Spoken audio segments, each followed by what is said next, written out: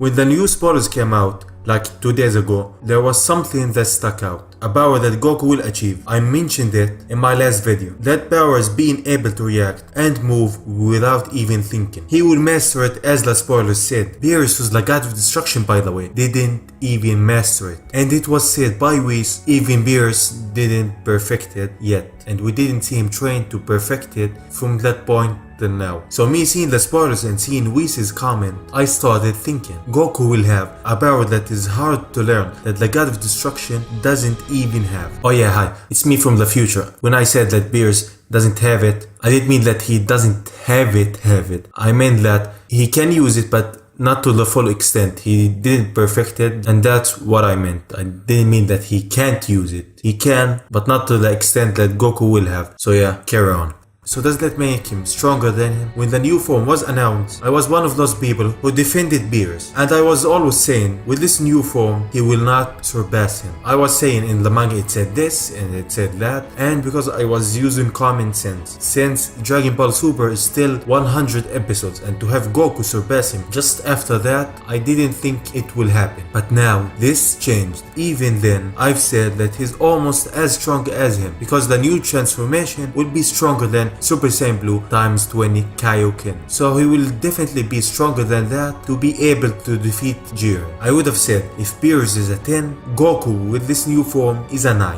And now with the new spoilers that said that he learned to move his body without thinking, I'm confident that he will surpass him. Just take it in for a bit. You have a guy who since the beginning of the series was just training all the time and unlocking new forms and techniques. So basically just getting stronger and stronger. And this guy held his own against a god of destruction in the beginning of the series. And now after 100 episodes, he will get a new form that maybe will put him on par or even barely weaker than Beerus. But on top of that, we find out that he will have the one ability that Beerus doesn't have. Oh yeah, hi, it's future me once again. I didn't mean he doesn't have, I meant he didn't perfect. So Goku perfected it and Beerus didn't. That's what I meant. Carry on once again. And it's not just any ability, it's a major one that can make a huge difference in a battle. If he wasn't gonna surpass him with the limit breaker form, now with this new power where he can move without even thinking, he will definitely surpass him. It will benefit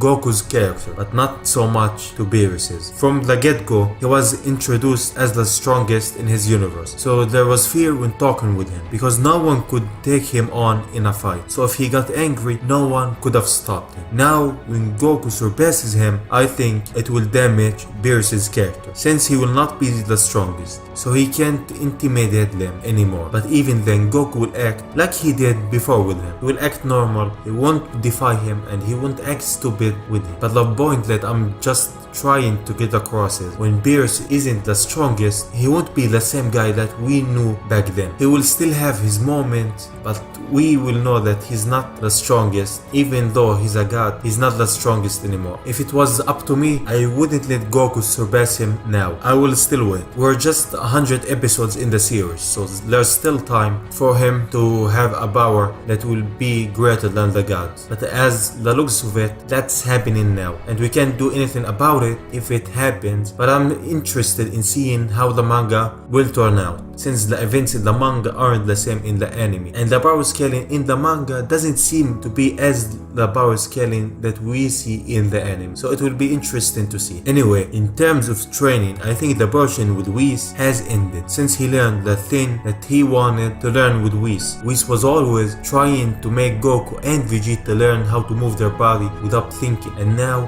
he learned it. So I don't think that there's a lot more that he can learn from him. He can learn some things, but nothing that major. I hope after this arc, he will go to train with the Daishinkan, or someone who's from the 10 most powerful characters in the series, who we don't know who they all are yet.